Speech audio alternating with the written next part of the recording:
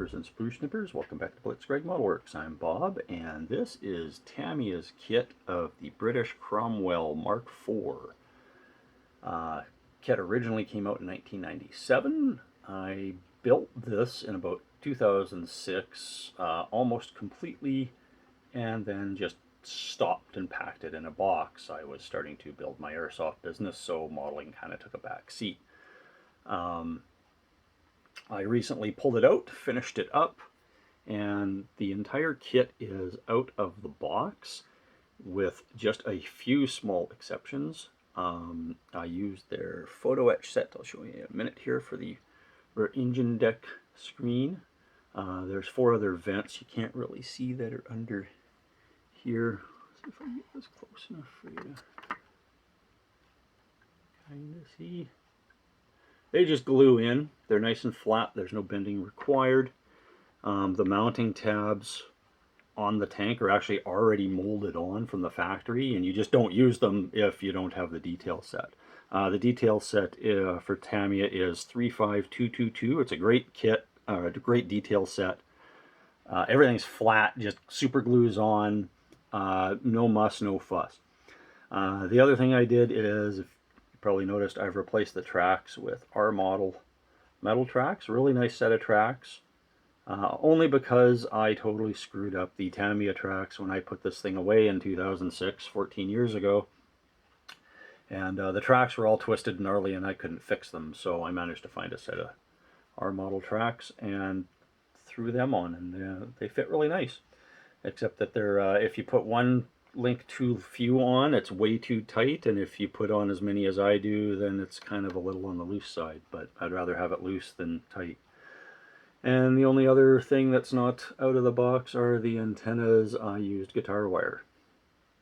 Really nice metal wire to use for that. Kit was finished in the color recommended in the instructions and used with the kit decals set down with Mark Fit Strong. It went down really nice. Even this monstrosity went really well. Everything looks like it's painted on.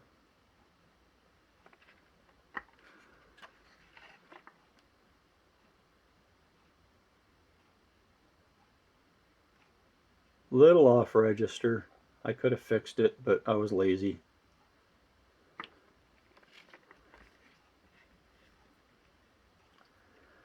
Not historically accurate, but I'm not going to be entering it in any contest.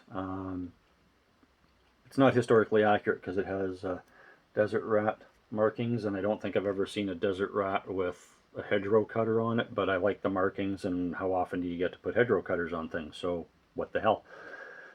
Weathering was just done with Vallejo pigments, held in with enamel thinner until set, and then firmed in place by spraying it with some hairspray.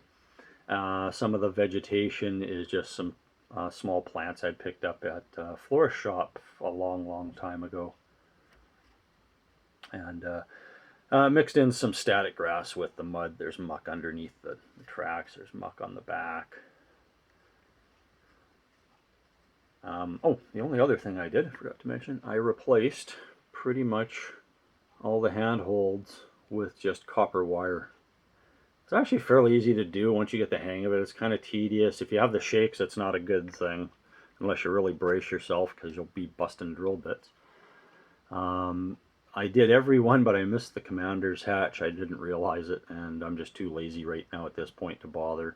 Just like I haven't bothered painting the periscopes yet at this point. But all the hatches are loose. I can take everything off. I haven't put any figures in. The figure, I still have the figure for this, although his, I think it's his right arm, the one with the mic, is missing. So I do have other Commonwealth figures, but I'd rather use them for other vehicles. But who knows? So anyway, it's a great kit. Typical Tamiya, slammed together really quick, painted really quick. It weathered really nice. Streaking I did with some oils.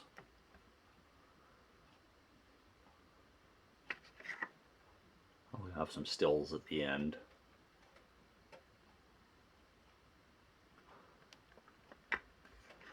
But it was a really nice kit to build. Basically a palette cleanser, even though I didn't actually build it this time around. I built it quite a while ago and just painted it. It only took me a couple of days to paint and weather everything. But otherwise,